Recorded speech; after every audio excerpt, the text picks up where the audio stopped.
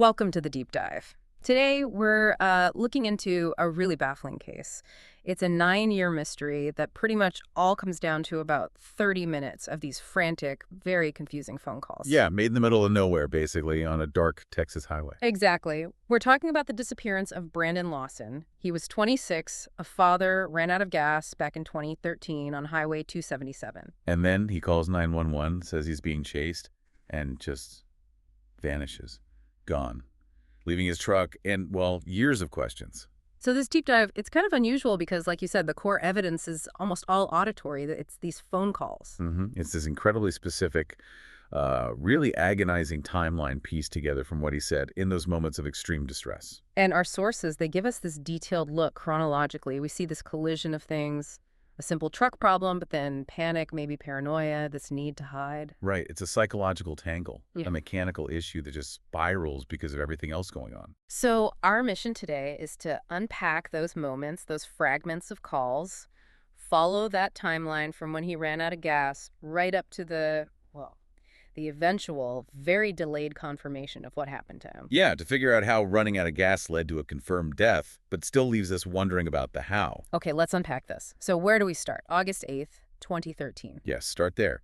Evening of August 8th, San Angelo, Texas. Brandon Lawson, he's an oil field worker, got 4 kids. Seems like he was, trying to get things straightened out in his life. But that night, things were tense at home. The sources mention a fight he had with his longtime girlfriend, Ladessa Lofton. Right, between about 10:45 and 11 p.m. And the core of it was her suspicion that he was using drugs again. Which is significant because even though he'd apparently been clean for, 6 months or so? About that, yeah. But clearly it was still a major point of conflict for them, a real trigger. And it sounds like her suspicion might have been, accurate. It seems so. Brandon's own brother, Kyle Lawson, he later said Brandon had used methamphetamines not long before he left the house that night. Okay, that piece of information is huge. It changes the lens on everything that follows, doesn't it? Absolutely. It provides a potential explanation, for the paranoia, the confused statements we hear later. It sets the stage. A small crisis, the truck running out of gas, hitting someone whose perception might already be altered. Yeah, it's like the perfect storm brewing. So despite the argument, around 11:30 p.m., he calls his dad. Tells his dad, who lives in Crowley, that's like a 3-hour drive, that he's heading his way. And then just before midnight, 11:54 p.m., he leaves in his truck, a silver Ford F-150. But he doesn't get very far at all. Nope. Less than an hour later, maybe around 12:30 a.m. on August 9th, the truck runs out of gas. And that's when he makes the first call to his brother. Yeah, calls his brother Kyle, tells him he's stuck, pulled over on U.S. Route 277. This is between San Angelo and Bronte. And it's important to picture this road. It's really remote, very dark out there. Okay, but the call wasn't just, hey, bring me some gas, was it? It escalated fast. Immediately. Brandon tells Kyle something shocking. He says, 3 expletives are chasing me out of town. That's a direct quote, essentially. Wow.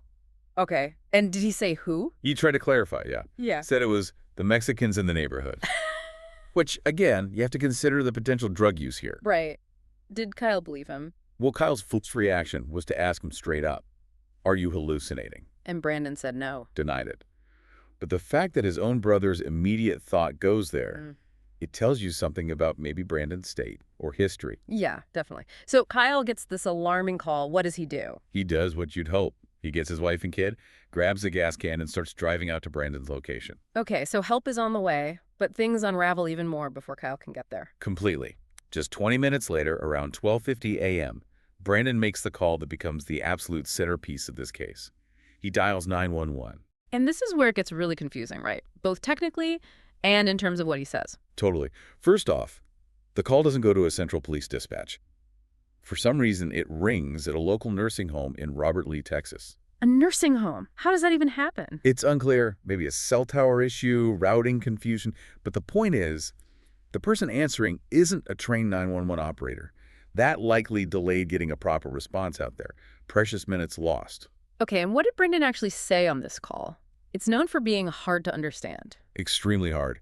He starts clearly enough, says he needs the police, says he ran out of gas, Right. but then it descends into, fragmented panic. Let's try to break down those quotes. He says something like, yes, I'm in the middle of a field. Inaudible. Pulled some guys over, right here, going toward Abilene on both sides. It's disjointed. Pulled guys over. Or did guys pull over near him? It's unclear. And then there's more about being chased. Yeah, the most chilling part. My truck ran out of gas. There's one car here. The guy's chasing it audible to the woods. Please hurry. Okay, middle of a field, chasing to the woods. He ran out of gas on a highway, but now he's talking about being in a field and running into the woods. Exactly. This strongly suggests he didn't stay with his truck.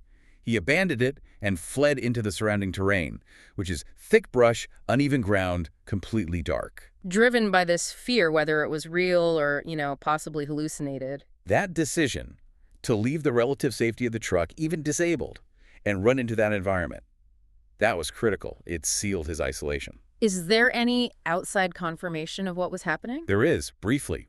Just 6 minutes after that 911 call, at 12:56 a.m., a trucker calls 911.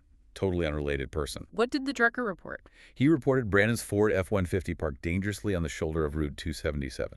So the truck was definitely there, just as Brandon said. But no mention of Brandon himself or anyone else? No, just the truck. By the time the trucker passed, Brandon was already gone. Into the field, into the woods, somewhere. Which just sets up this really tragic near-miss scenario. Heartbreakingly so. Help does arrive, but too late. A Coke County Sheriff's deputy gets there shortly after 1 a.m., finds the truck empty. And Kyle. When did he get there? Just minutes behind the deputy, around 1:10 a.m. So now you have law enforcement and his brother both at the scene. But Brandon's still hiding, because he even calls Kyle while Kyle is there. He does, and this is maybe the most frustrating part.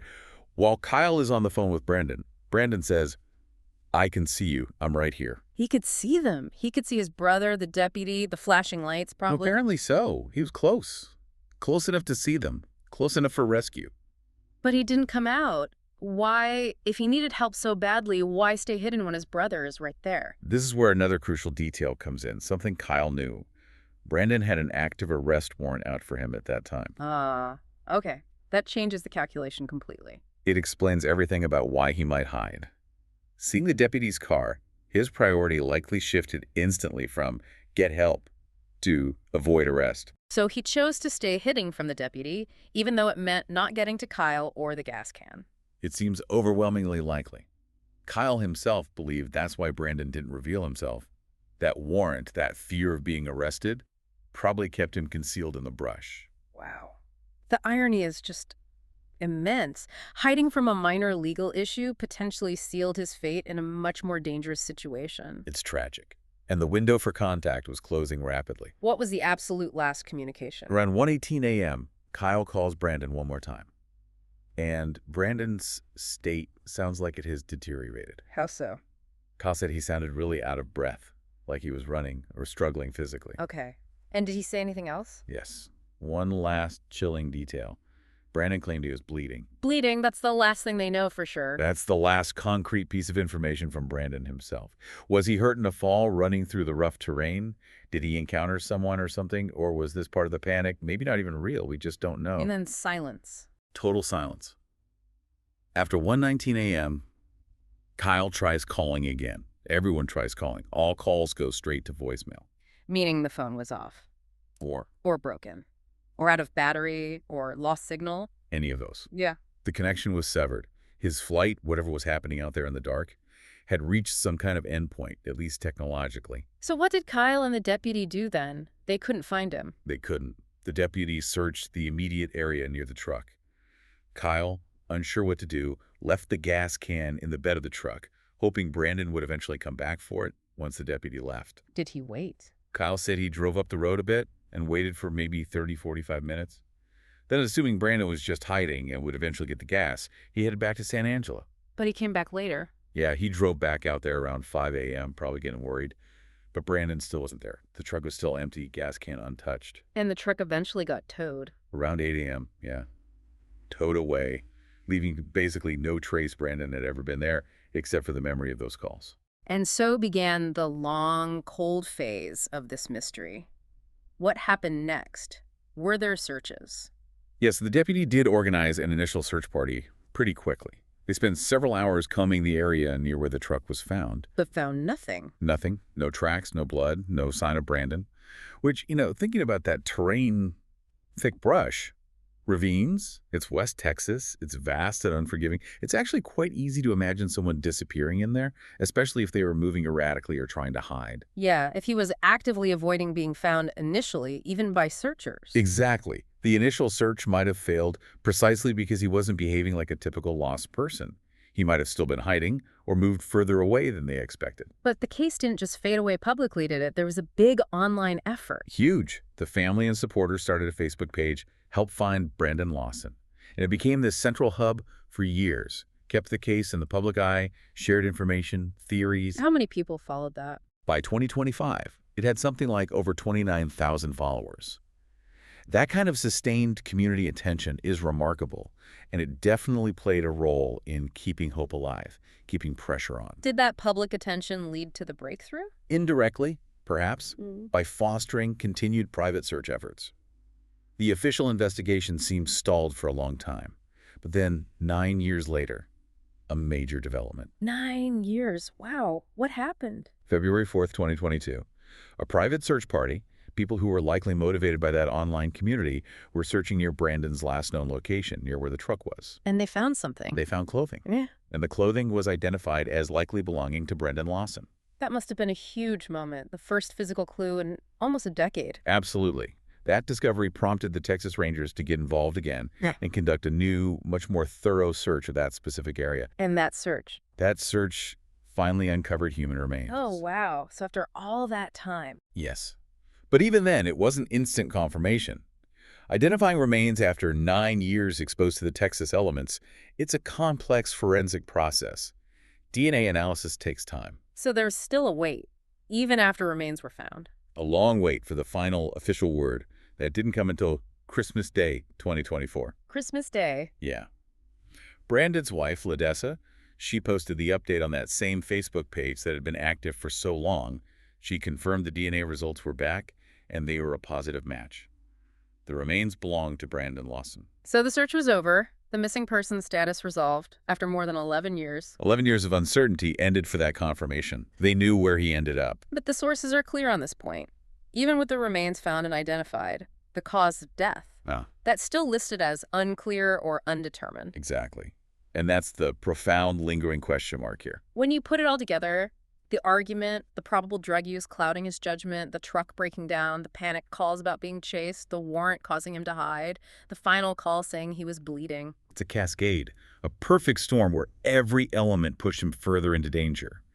The need for help, shown by the 911 call, was completely counteracted by the need to hide from the deputy because of the warrant.